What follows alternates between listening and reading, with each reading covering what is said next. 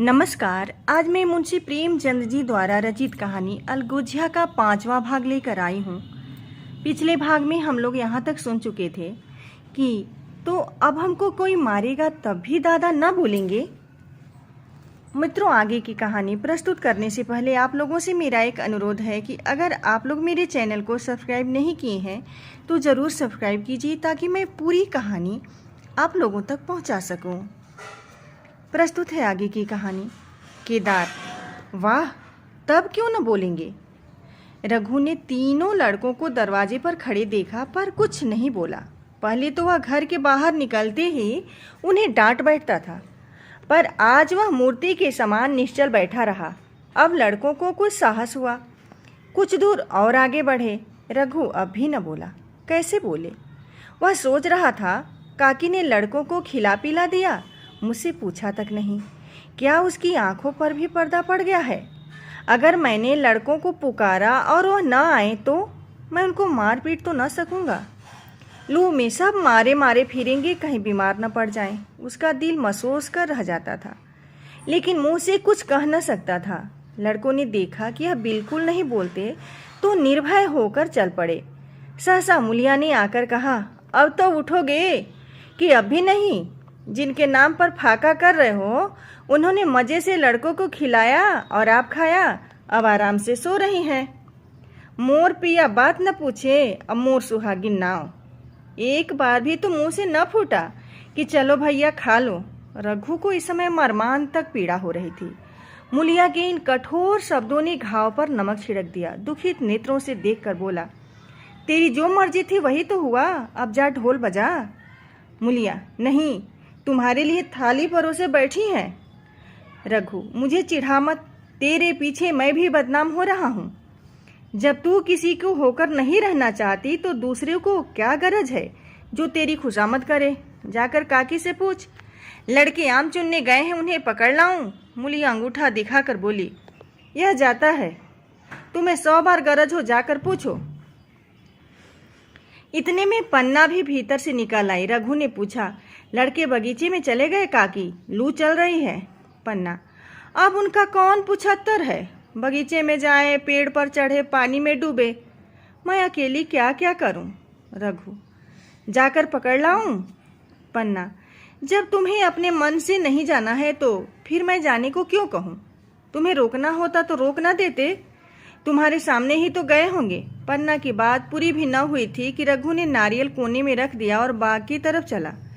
रघु लड़कों को लेकर बाग से लौटा तो देखा मुलिया अभी तक झोपड़े में खड़ी है। बोला, तू जाकर क्यों नहीं खा लेती? मुझे तो इस वेला भूख नहीं है। मुलिया ऐंठ कर बोली, हाँ, भूख क्यों लगेगी? भाइयों ने खाया, वह तुम्हारे पेट में पहुंच ही गया होगा। रघु ने दांत पीस कर कहा, मुझे जला मत मुलिया, नहीं अच्छा न होगा। खाना कहीं भागा नहीं जाता, एक बेला न खाऊंगा तो मर न जाऊंगा। क्या तू समझती है घर में आज कोई छोटी बात हो गई है? तूने घर में चूल्हा नहीं जलाया, मेरे कलेजे में आग लगाई है। मुझे घमंड था कि और चाहे कुछ हो जाए पर मेरे घर में फूट का रोग न आने पाएगा, पर तूने मेरा घमंड चूर कर दिया। परालब्ध की बात है।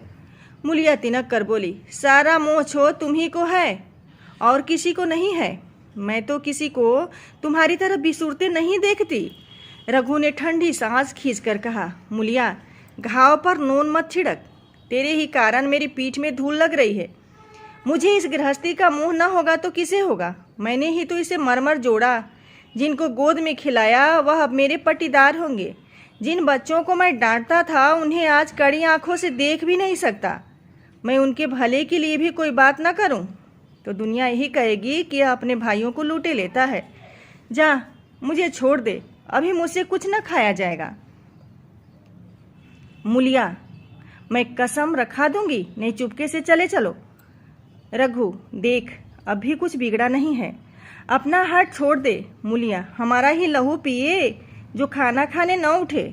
रघु ने कानों पर हाथ रखकर कहा, यह तूने क्या किया मुलिया? मैं तो उठ ही रहा था, चल खा लूं, नहाने धोने कौन जाए। लेकिन इतना कह देता हूँ कि चाहे 4 की 6 रोटियां खा जाऊं, चाहे तो मुझे घी की मटके में ही डुबो दे, पर यह दाग मेरे दिल से न मिटेगा। मुलिया, दाग साग सब मिट जाएगा। पहले सबको ऐसे ही लगता है। देखते नहीं हो उधर कैसे चैन की बंसी बज रही है। वह तो मना ही रही थी कि किस तरह यह सब अलग हो जाएं। अब वह पहले किसी शादी तो नहीं की, जो कुछ में घर आवे सब गायब। अब क्यों हमारे साथ रहने लगी? रघु ने आहत स्वर में कहा। इसी बात का तो मुझे गम है। काकी से मुझे ऐसी आशा न थी। रघु खाने बैठा तो कौर बीस के घूंट सा लगता था। जान पड़ता था रोटियां भूसी की हैं। दाल पानी सी लगती, पानी कंठ के नीचे न उतरता था। दूध की तरफ देखा तक नहीं, 2-4 ग्रास खाकर उठाया जैसे किसी प्रियजन के श्राद्ध का भोजन हो। रात का भोजन भी उसने इसी तरह किया। भोजन क्या किया? कसम पूरी की। रात भर उसका चित्त उद्विग्न रहा। एक अज्ञात शंका उसके मन पर छाई हुई थी, जैसे भोला महतो द्वार पर बैठा रो रहा हो। वह कई बार चौंक कर कहा। ऐसा जान पड़ा भोला उसकी ओर तिरस्कार की आंखों से देख रहा है। वह दोनों जून भोजन करता था, पर जैसे शत्रु के घर भोला की शोक मग्न मूर्ति आंखों से न उतरती थी। रात को उसे नींद न आती। वह गांव में निकलता तो इस तरह मुंह चुराए, सिर झुकाए, मानो गो हत्या की है। मित्रों, आगे की कहानी मैं अगले वीडियो में लेकर आऊंगी। अगर आप लोगों को यह कहानी पसंद आई हो तो आप लाइक कमेंट जरूर कीजिएगा। धन्यवाद।